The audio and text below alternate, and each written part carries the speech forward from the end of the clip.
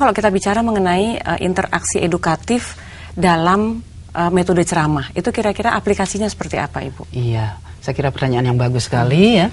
Ceramah ini dikenal oleh guru, dikenal oleh murid sebagai salah satu metode yang sangat dominan. Ya.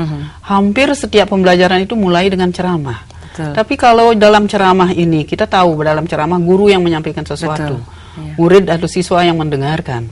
Kalau itu saja yang dikerjakan oleh guru, tentu ceramah ini tidak menarik, bukan? Jadi pasif ya, Bu, ya? Pasif, jadi interaksinya ya. tidak Interaksinya terbangun. tidak ada. Okay. Oleh karena itu, ketika melakukan ceramah, supaya ceramah ini menjadi lebih menarik, interaksinya menjadi lebih edukatif, ya guru ini harus mengusahakan menggunakan media, misalnya, sehingga menjadi lebih menarik. Ada gambaran yang konkret tentang konsep-konsep abstrak yang disampaikan oleh guru. Kemudian, supaya interaksi ini berlangsung, ya metode ceramah ini harus disertai atau diikuti oleh tanya jawab. Tanya jawab. Iya, jadi sehingga kesempatan siswanya untuk berinteraksi dengan guru juga, juga ada. Muncul. Oke. Iya. Oke. Kemudian kalau di dalam metode ceramah seperti itu, Ibu. Sekarang kalau kita mengkombinasikan barangkali metode ceramah dengan tanya jawab, lalu mungkin dengan metode lain, dengan diskusi misalnya, Ibu. Iya, bisa saja. Bisa seperti itu, Ibu. Ya. Di dalam metode tanya jawab, ya sebenarnya tanya jawab ini bisa kita katakan sebagai satu teknik, bisa kita anggap sebagai satu metode. Ya.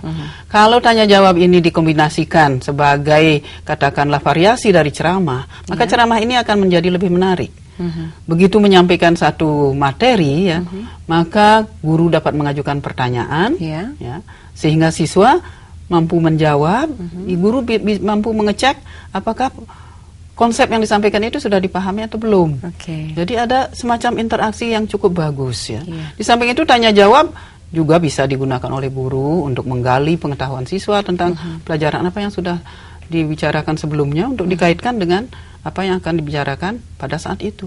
Jadi seperti itu. Jadi bisa ada interaksi yang bersifat klasikal, tapi juga mungkin bisa diarahkan pertanyaan-pertanyaan itu atau diskusi itu menjadi diskusi kelompok. Seperti itu kira-kira, Ibu? Iya. Kalau sampai kepada diskusi, ya, itu tentu berbeda, ya. Diskusi itu bisa berlangsung secara klasikal.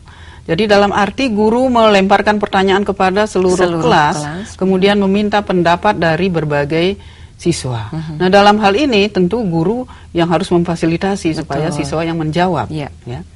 Namun kalau kita menugaskan siswa-siswa ini berdiskusi di dalam kelompok, maka ini berbeda halnya. Iya, itu sudah diarahkan siswa pada kelompok-kelompok tertentu untuk mengerjakan tugas-tugas tertentu, seperti itu, Ibu. Benar, ya.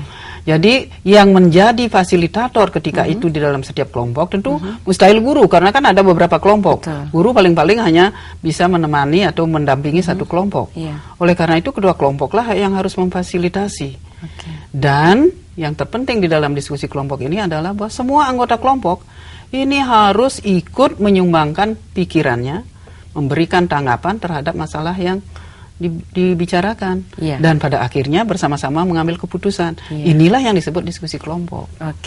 Jadi guru dalam hal ini bisa mengidentifikasi dari setiap metode yang mereka pakai interaksi edukatif apa saja yang muncul barangkali. Baik menggunakan metode ceramah atau menggunakan diskusi, apa kualitas interaksi yang edukatif yang muncul pada saat itu. Benar sekali, ya. Dan karena ini merupakan satu keterampilan, tentu kita tidak cukup berbincang-bincang hanya seperti pembahasan pada saat ini. Ada baiknya kalau mahasiswa kita suguhkan satu tayangan ilustrasi yang menggambarkan atau yang mengilustrasikan bagaimana guru menerapkan keterampilan melakukan interaksi edukatif.